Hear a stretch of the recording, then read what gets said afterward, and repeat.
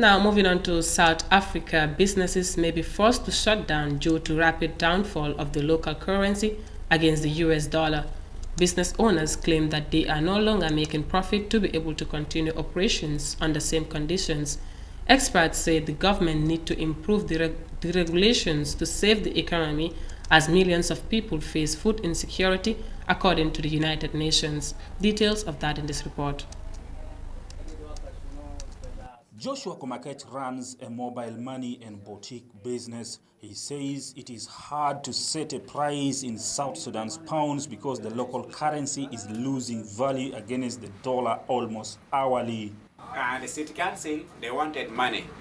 Now, for us, we cannot operate while hungry. We have to eat something. The prices for the food has gone up also.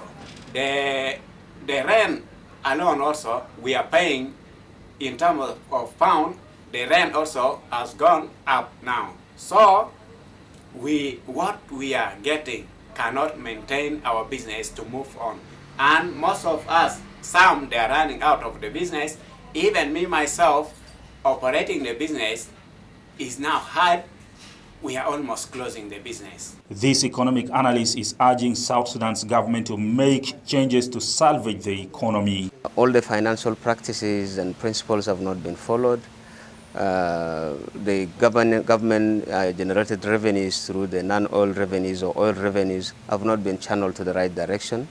So literally I would say the revenues that the government receives or the government incomes and the government expenditures have not been well regulated. South Sudan's government says the economic crisis is caused by the long civil war and the pandemic. Even before the pandemic, the United Nations warned that more than half of South Sudan's 11 million people were already food insecure. The current inflation is worsening the situation. Officials believe many people are keeping money at home. The central bank, therefore, is finding it hard to implement its monetary policy. The government says it wants the country's currency changed.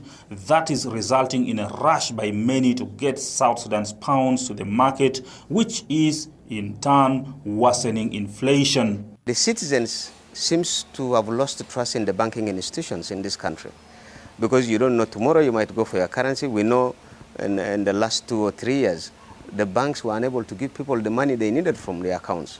South Sudan's pound has lost almost 50% of its value against the US dollar between Monday and Wednesday. President Salva Kiir has called for an emergency cabinet meeting to try and find a way to slow inflation. Sudan businesses fear foreign currency domination